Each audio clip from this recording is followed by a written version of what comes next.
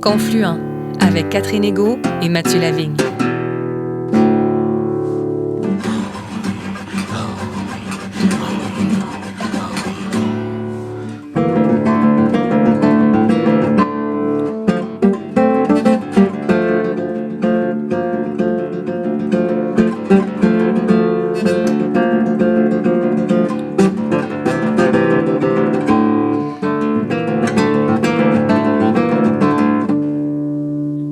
Bonjour Catherine, nous rencontrons aujourd'hui Waseskinokwe Eva Ottawa, une Atikamekw Nero-Wiskweu, une femme qui vit en harmonie avec le territoire. Bonjour Mathieu. En effet, originaire de Manawan, Waseskinokwe Eva Ottawa est chercheuse et professeure à la section de droit civil de l'Université d'Ottawa. Titulaire d'un baccalauréat en sociologie, d'un baccalauréat en droit et d'une maîtrise en droit, elle a fait paraître en 2023 aux presses de l'Université Laval l'adoption coutumière chez les Atikamekw Nero-Wiskwok de Manawan. Grâce à des entretiens réalisés auprès de sa communauté dans sa langue maternelle, l'Atikamekw Nero-Mowin, Waseskinokwe Eva Ottawa recueille et explique dans cet ouvrage les concepts fondateurs et les règles de droit qui encadrent le régime de l'adoption coutumière chez les Atikamekw. Notre invitée a été la première femme à accéder aux responsabilités de grand chef de la nation Atikamekw. Elle a également été commissaire à la Commission des droits de la personne et de la jeunesse du Québec et présidente du Conseil du statut de la femme. Au micro de Catherine Egault, Waseskinokwe Eva Ottawa évoque son parcours ainsi que l'importance de sa langue dans sa vision du monde et dans son propre enracinement. Elle nous présente également le résultat de ses recherches sur l'adoption coutumière, officiellement reconnue dans le Code civil du Québec depuis 2018.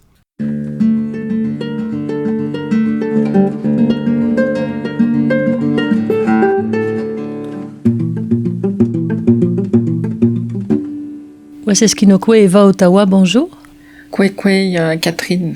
Vous êtes une Atikamekw Nero-Wiskweu. Est-ce que vous pouvez nous dire ce que ça signifie? Atikamekw Nero-Wiskweu, Niapskak Dekera, c'est comme ça que j'ai pris l'habitude de me présenter.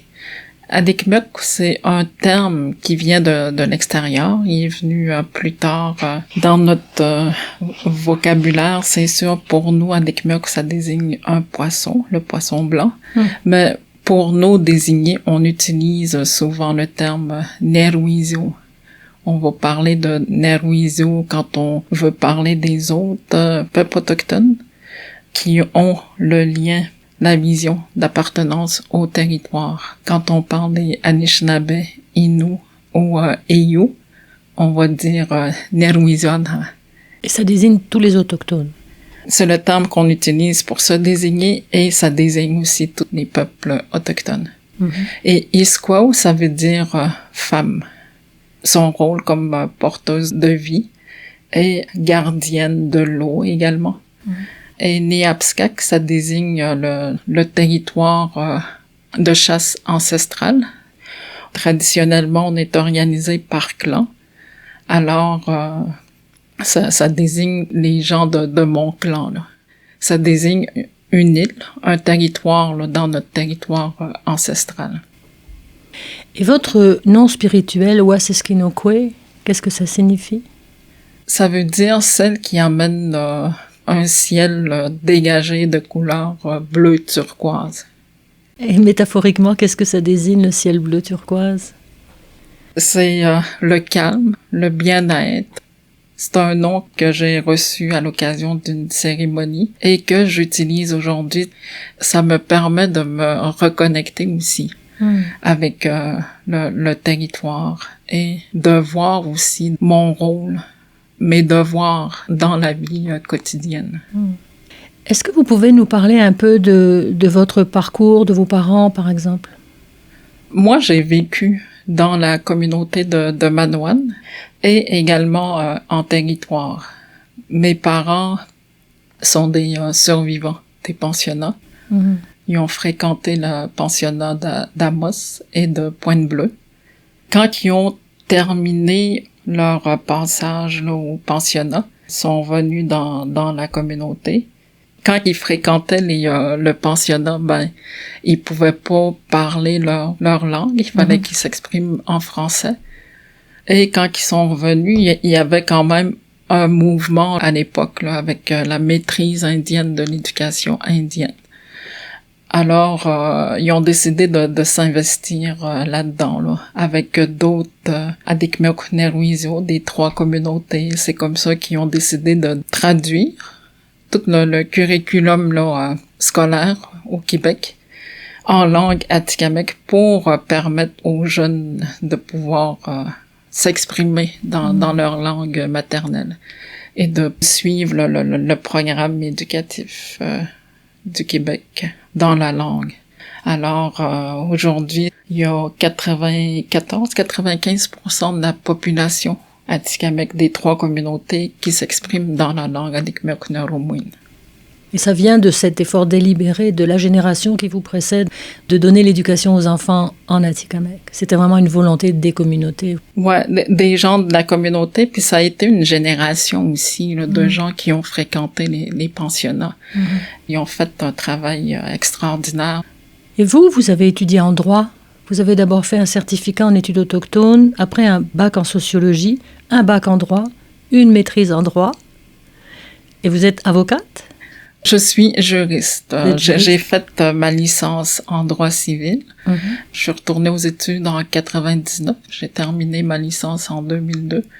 Je suis retournée travailler pour les gens de ma communauté et ma nation comme consultante au niveau de la gouvernance. On est en processus de négociation territoriale globale et d'autonomie gouvernementale depuis plus de 40 ans.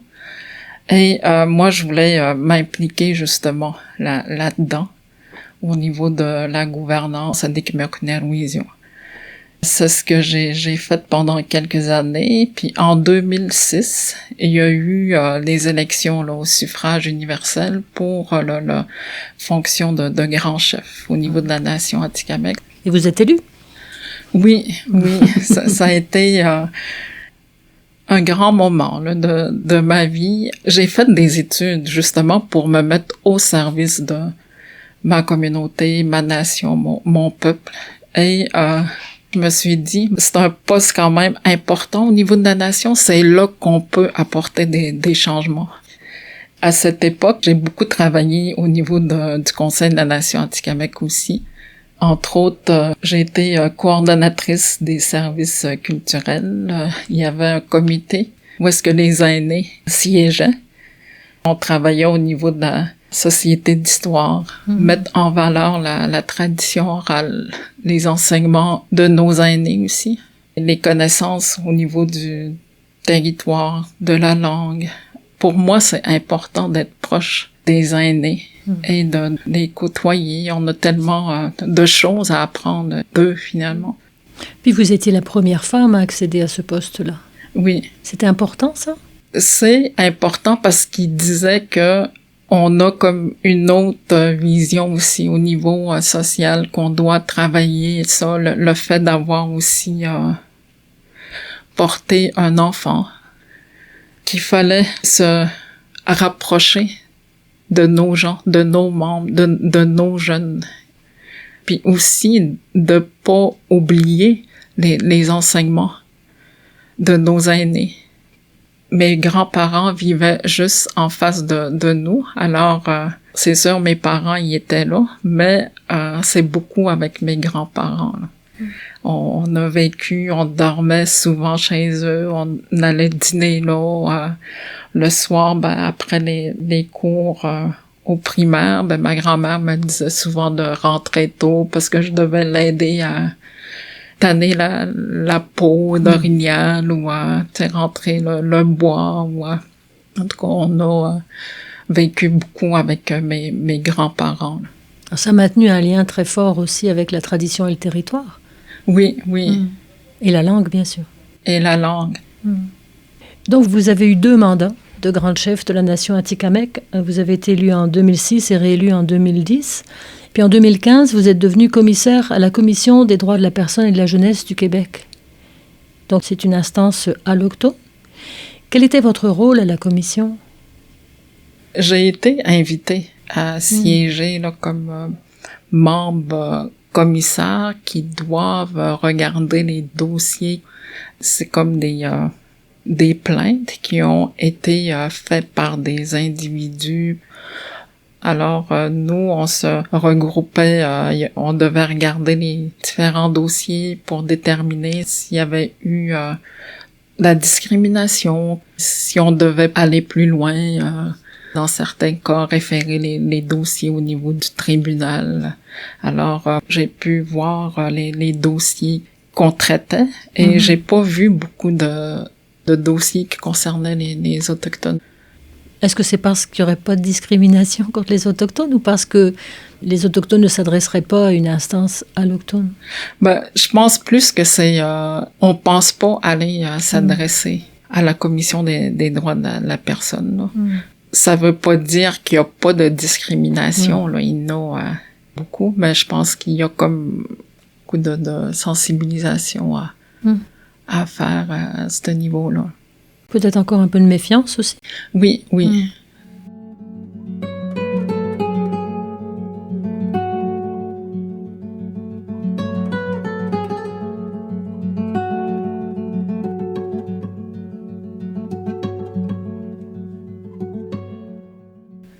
Après la Commission des droits de la personne et de la jeunesse du Québec, vous avez été présidente du Conseil du statut de la femme en septembre 2016. Est-ce que vous avez pu faire ce que vous vouliez au Conseil du statut de la femme? On a des visions différentes. Pour moi, je parle plus de complémentarité des rôles là, avec les hommes et femmes. C'est mon bagage culturel, c'est mon identité et je voulais aller de l'avant avec cette vision des choses. Mais j'ai compris finalement assez vite là, que c'est pas nécessairement la même vision qu'on a et que il y allait avoir beaucoup de résistance.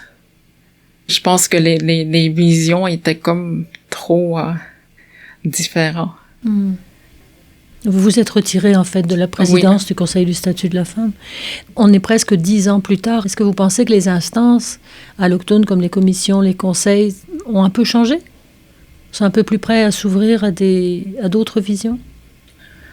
Il n'y a pas grand-chose qui a bougé en 10 ans. Selon ma vision aujourd'hui, puis tu sais, je m'attends pas non plus à ce que ça change là dans 10 ans. Moi, je me dis, c'est toujours l'autre génération. J'essaie de m'encourager pour dire que tu sais, il va falloir commencer avec nos plus jeunes. Là.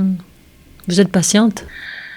Je suis patiente, mais en même temps, j'essaie de trouver des façons pour apporter ma contribution à faire un pont.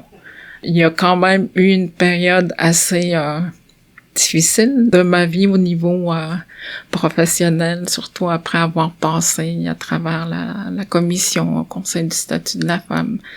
Et je suis retournée dans ma communauté. J'avais besoin d'être proche de ma mère aussi.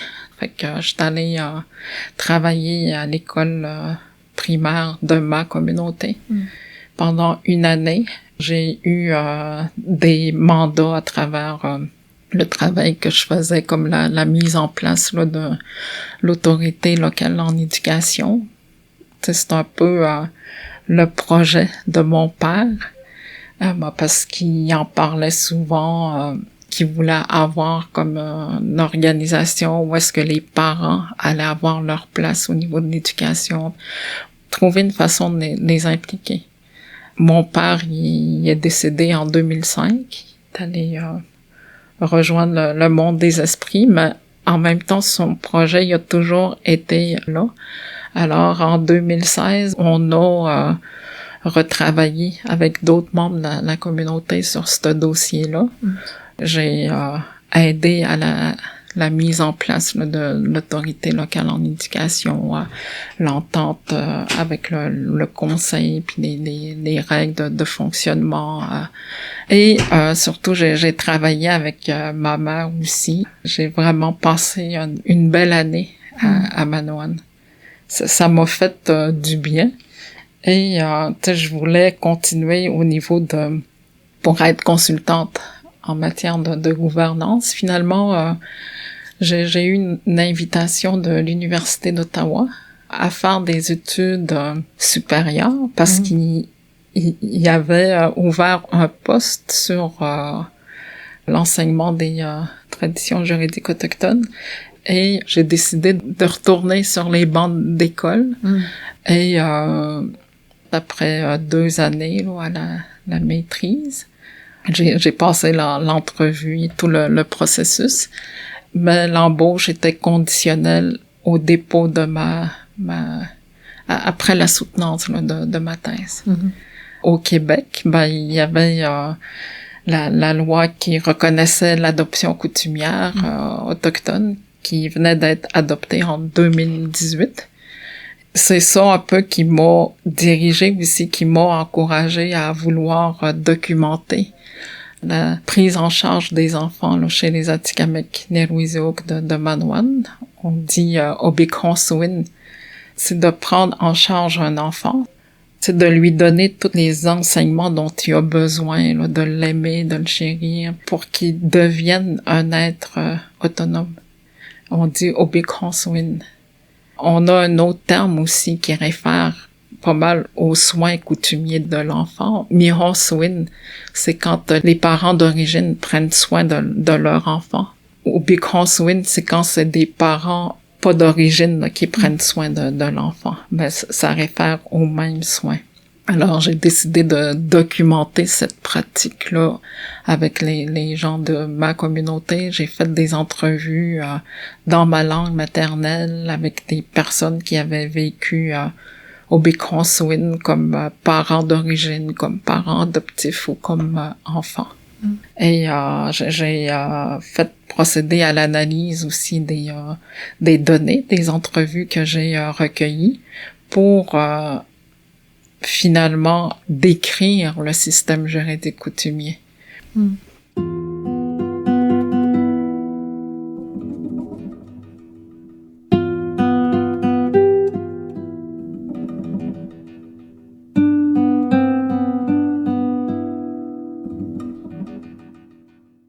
Le fruit de ces recherches, vous l'avez publié dans un livre qui s'appelle « L'adoption coutumière chez les Atikamekw Neruiseok de Manawan », paru aux presses de l'Université Laval.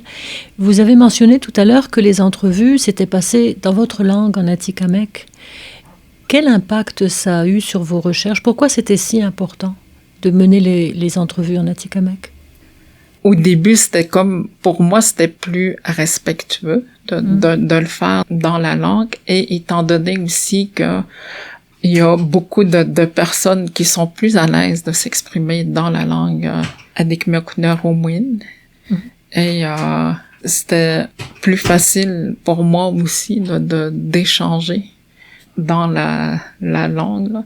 Mais quand j'ai fait l'analyse, c'est là que j'ai vu là vraiment qu'il y a des termes qui se traduisent pas, qu'on n'a pas d'équivalent dans la langue française. Puis inversement aussi, comme on utilise le terme awajish pour désigner l'enfant, mais awajish c'est le diminutif de Washtanamainijish, le petit être de lumière.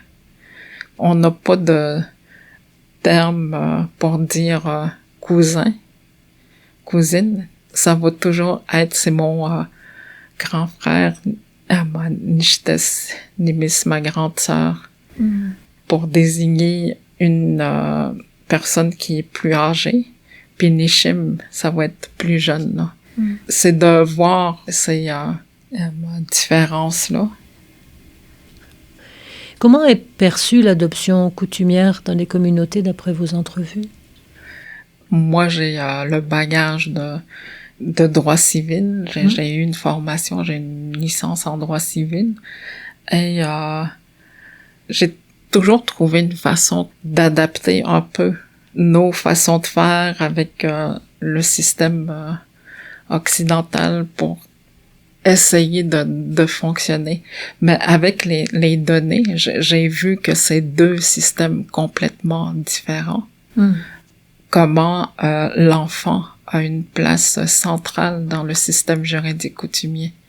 Adikmekw-Neruiseok, puis que, tu sais, il peut s'exprimer, on doit suivre, observer la volonté de l'enfant à partir de ses comportements, ce que l'enfant va dire aussi, là, et comment les grands-parents ont une place importante dans le système juridique coutumier. Des fois, c'est les grands-parents qui vont entreprendre les démarches, placer l'enfant, et dans certains cas également que les parents eux-mêmes, voyant que ils n'ont pas les capacités, ils vont trouver une famille à leur enfant. Alors, c'est comme plus un système d'entente. C'est un système très organique, finalement. Oui.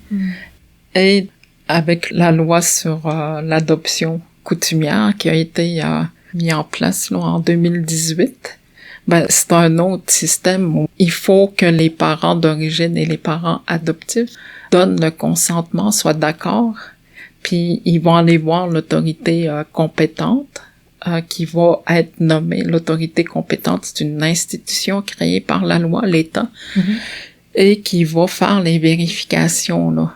L'adoption coutumière respecte le principe de l'intérêt de l'enfant, le respect de ses droits, puis le consentement des parents d'origine ou des parents adoptifs. C'est une instance qui est Atikamekw, l'autorité compétente. C'est une instance, la personne qui va siéger est désignée par la communauté ou la nation, mais c'est une institution créée par l'État. Alors, la personne va remplir les formulaires et va l'acheminer à l'État civil pour donner force là, de loi à l'adoption coutumière. Et une fois que les documents sont transférés à l'État civil, l'autorité compétente doit vérifier aussi auprès des parents s'ils veulent inclure des effets coutumiers de l'adoption, comme les contacts, la non-confidentialité, parce que finalement, le système juridique coutumier que j'ai documenté, c'est important que l'enfant sache les motifs de la prise en charge, connaisse ses parents d'origine, sa famille d'origine, il encourage aussi les contacts avec les deux familles. L'enfant doit savoir à quel territoire familial traditionnel il appartient. Alors, ça fait partie comme des effets coutumiers de l'adoption, là. Si on écoute l'enfant, si on lui donne une autonomie de décision, ce sont aussi des situations qui peuvent changer. Alors, est-ce que l'enfant peut décider qu'il retourne avec sa famille biologique ou... Oui.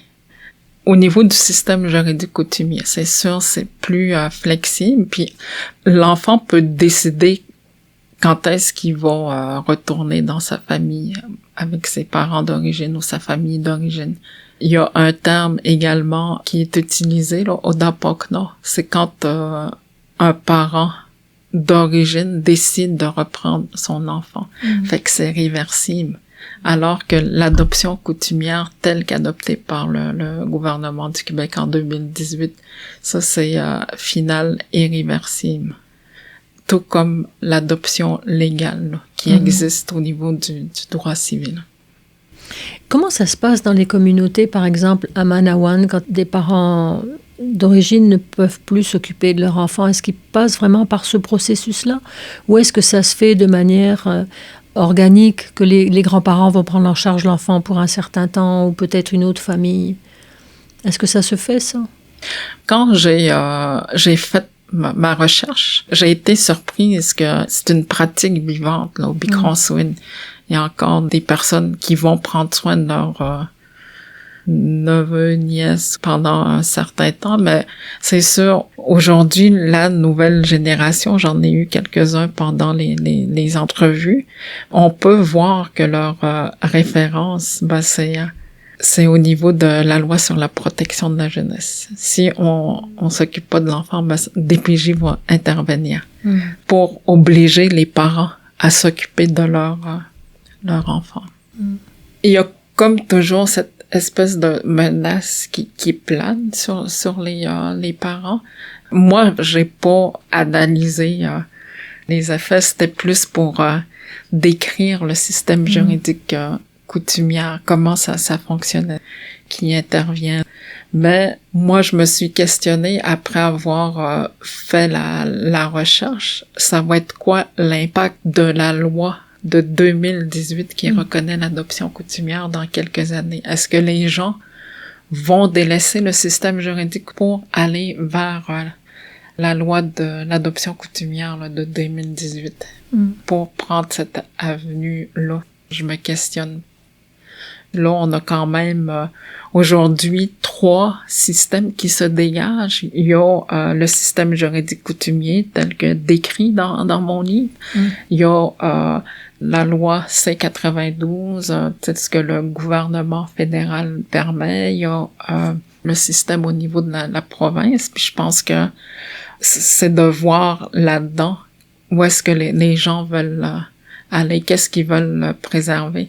Parce que moi, c'est sûr, avec les résultats là, de ma recherche avec Obi-Crosswind, je fais des présentations dans les communautés, puis on est tellement écrasé par le système, les principes, l'intérêt de l'enfant, tous ces éléments-là, l'intervention auprès des parents, que on voit pas comment on peut faire émerger le système juridique coutumier. Mais en même temps, quand j'ai fait la collecte des données, les entrevues, l'analyse, ça a été quand même assez éprouvant, mais en même temps, ça m'a aidé aussi personnellement. C'était comme de renouer avec les savoirs, les savoirs Adikmeknerwizo. Puis tu sais, j'étais émerveillée, puis ça m'a vraiment ancré aussi davantage.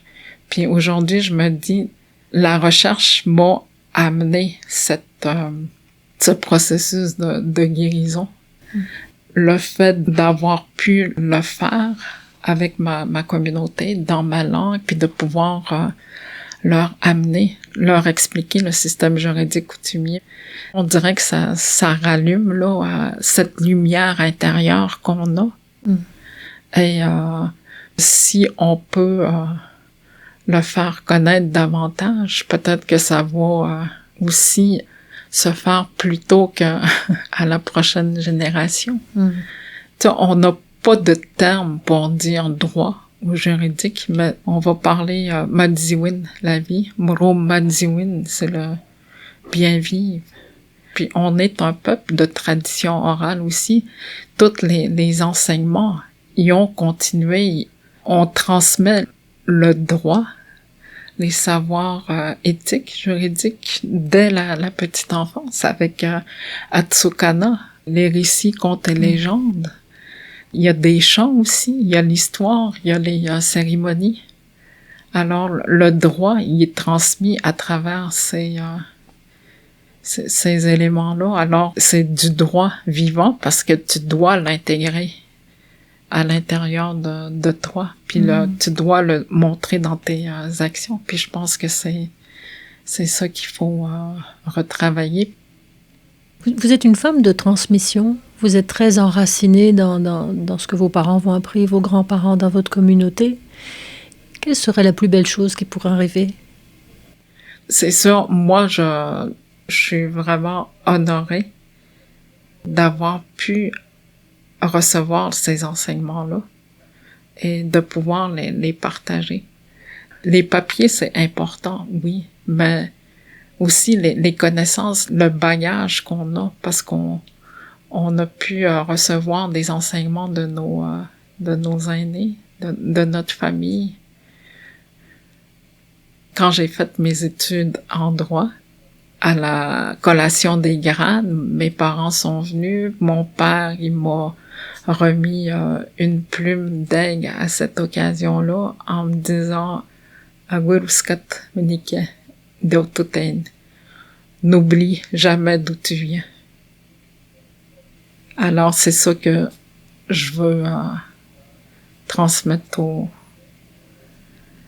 aux gens de ma nation, mon peuple, ma communauté. Waseskinokwe va Ottawa, merci. J'aime mieux, Catherine.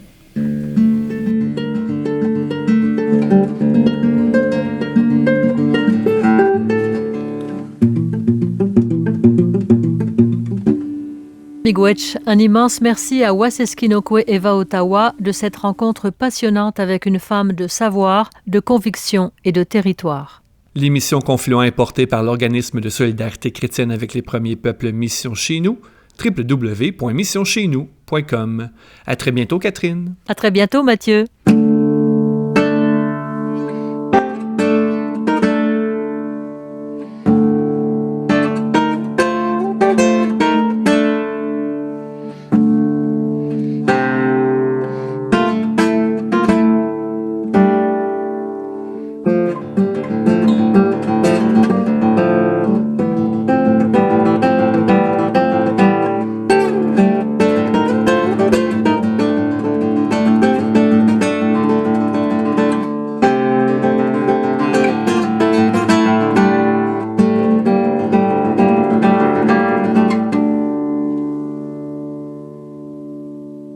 Cette émission est produite par l'organisme Mission Chez Nous avec le généreux soutien financier des œuvres Marianne Lavallée de la Fondation Lucien Labelle et du Fonds Roland Leclerc.